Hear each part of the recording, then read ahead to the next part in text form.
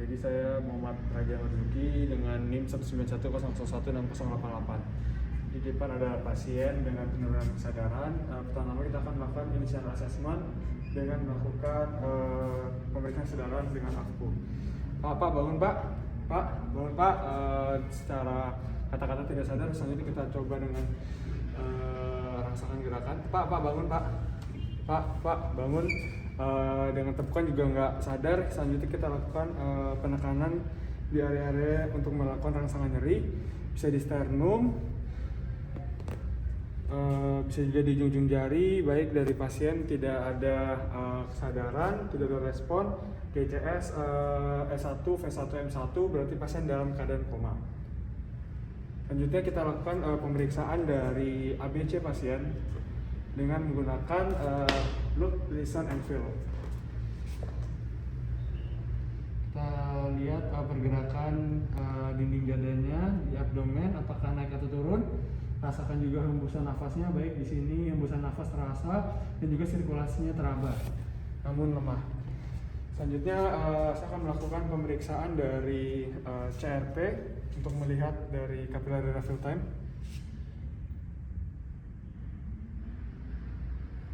Baik, selanjutnya saya akan melakukan tanda-tanda vital lainnya.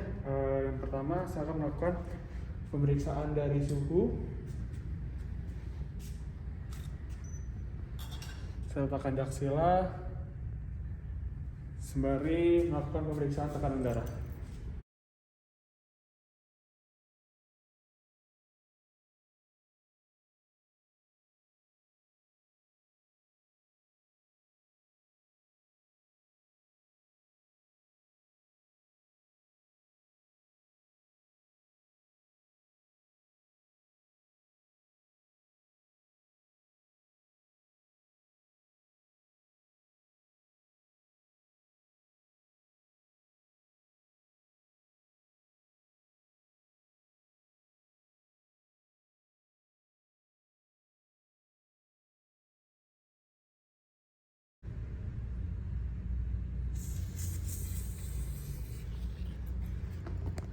Tekanan darah didapatkan 117/70.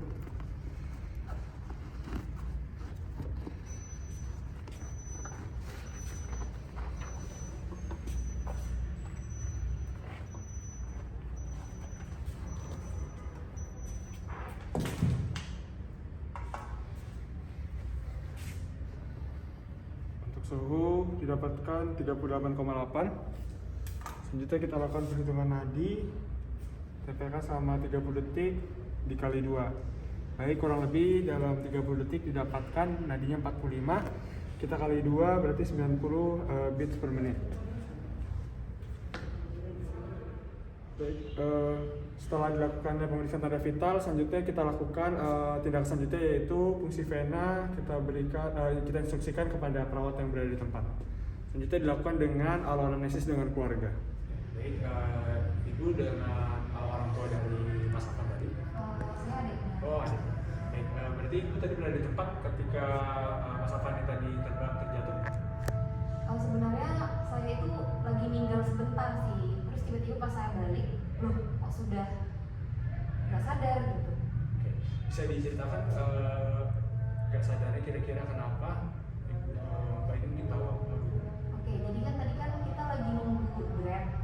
Nah, itu kita dikasih makanan sama orang tadi. Nggak tahu, pokoknya dia kayak bagi-bagi gitu.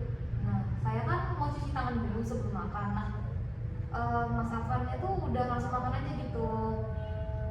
Makanya saya tinggal gitu dia langsung, jadi saya nggak lihat gitu loh. Langsung saya tinggal. Setelah makan tuh langsung tiba-tiba jatuh. Itu ada selang waktu berapa menit atau langsung Ya, saya paling makan, saya tinggal tuh kayak 15 menit lah sambil beli minum juga soalnya. Apakah sebelumnya ini memang lagi ada penyakit seperti lagi diare beberapa hari terakhir? Nggak ada sih. Nggak ada. Untuk saat ini apakah sedang menderita penyakit tertentu? Nggak ada sih, soalnya masih muda juga jadi kayak boleh apa. Untuk riwayat penyakitnya apakah ada hipertensi, diabetes mellitus? Nggak ada. Untuk saat ini apakah sedang mengonsumsi obat-obatan tertentu? Saya nggak tahu sih, kalau spontan saya nggak ada. Apakah sebelum Mas Afan ini pernah ada kejang, ada penyakit lainnya? Nggak ada. Baik, mungkin saya cross check ulang. Jadi tadi dari Mas Afan ini jatuh karena makan sesuatu, banyak tinggal, pas balik dia dalam keadaan tidak sadar, akhirnya dibawa ke UGD di sini. Untuk riwayat penyakit terdahulu nggak ada riwayat penyakit, dan saat ini juga sedang tidak ada penyakit ya, dan tidak ada mengonsumsi obat-obatan tertentu. Betul? Baik, untuk memeriksa atau mengetahui penyebab dari penurunan kesadarannya lebih lanjut, mungkin saya akan melakukan beberapa tindakan lanjutan. Apakah Mbak Elu bersedia? Baik. Kita melakukan anamnesis dengan keluarga pasien, selanjutnya dilanjutkan dengan pemeriksaan secara generalis dari kepala sampai bawah. Yang pertama dari kepala dulu kita amati apakah di sini ada tanda-tanda vital sign, apakah ada tanda-tanda Robert's eye, dan juga kita cek dari lehernya apakah terasa ada jejas. Kita periksa dengan palpasi apakah ada vegetasi baik di sini, tidak terasa adanya cedera servikal. Selanjutnya saya akan melakukan pemeriksaan mata. Kita lihat apakah pada mata ini terdapat konjungtiva anemis, apakah ada tanda-tanda iterik, baik tidak ada konjungtiva anemis dan juga tidak ada warna kekuningan. Selanjutnya saya akan melakukan inspeksi dari bagian regio toraks dan regio abdomen. Terbuka baju dari pasien.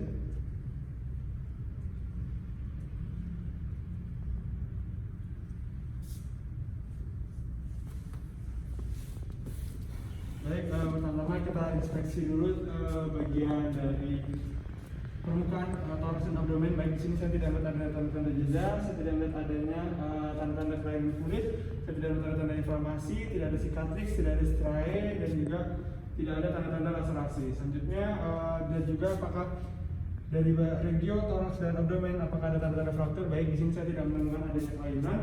Selanjutnya saya juga lihat di bagian ekstremitas, di bagian kulitnya. Apakah ada tanda-tanda trauma, ada fraktur, apakah ada bekas suntikan?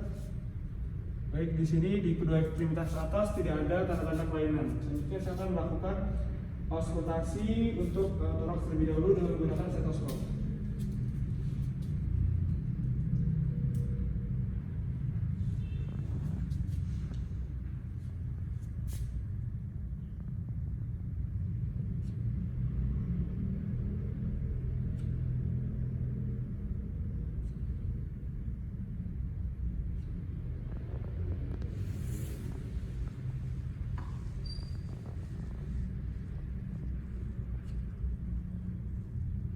Baik, pada saat auskultasi dari toraks tidak ditemukan tanda-tanda kelainan dari bising paru maupun dari suara katu-katu jantung. Saatnya dilanjutkan dengan auskultasi di bagian abdomen.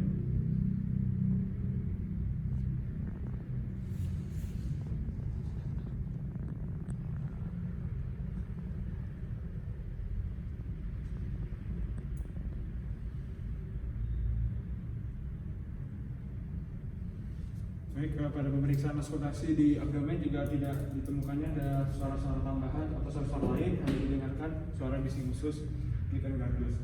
Selanjutnya saya akan melakukan pemeriksaan palpasi dari regio abdomen.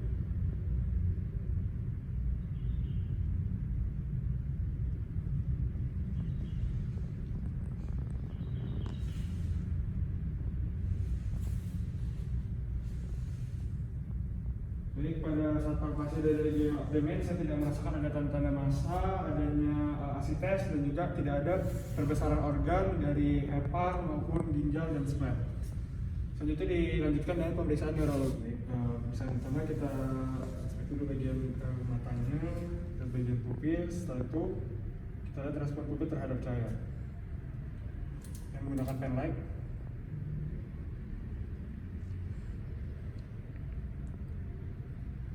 Baik, di sini respon pupil terhadap cahaya masih normal, berarti tidak ada tanda-tanda mati batak-batak. Selanjutnya saya akan melakukan pemeriksaan Gauss eyes movement dengan membuka kelopak mata, lalu kepala kita gerak-gerakan, lalu kita lihat lateralisasi dari tungkai atas. Baik, jatuhnya normal, tidak menemukan tanda lateralisasi. Sampai tungkai bawah.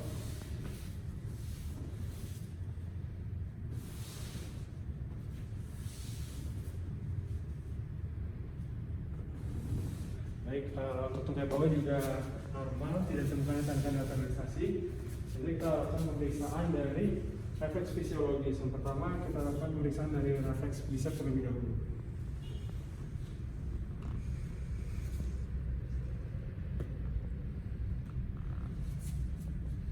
Bisa dan triceps.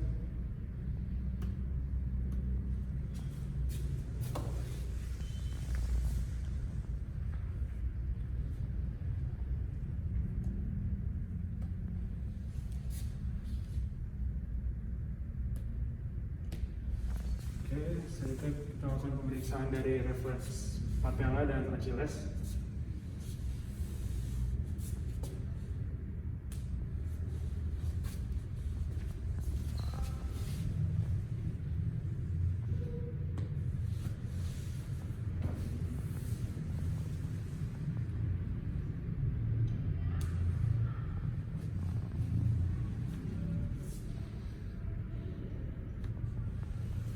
Selanjutnya lakukan pemeriksaan dari refleks patologis.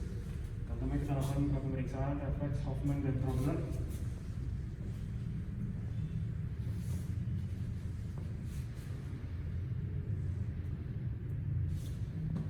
Selanjutnya Babinski dan Cadok.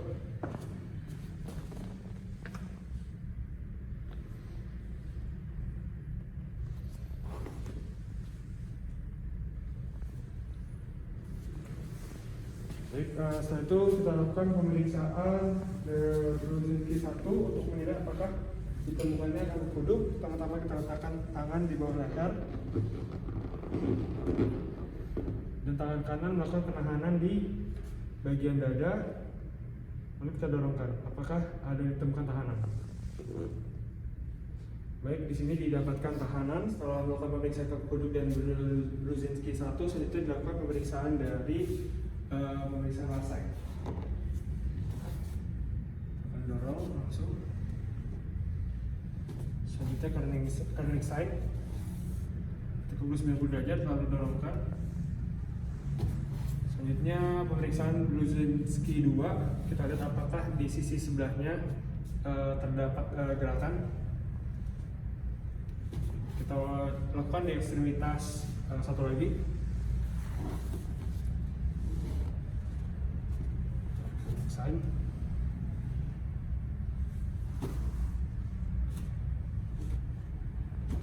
Oke, baik, untuk pemeriksaan dari neurologi sudah selesai. Untuk semua rangkaian pemeriksaan juga sudah selesai. Sekian dan terima kasih. Wassalamualaikum warahmatullahi wabarakatuh.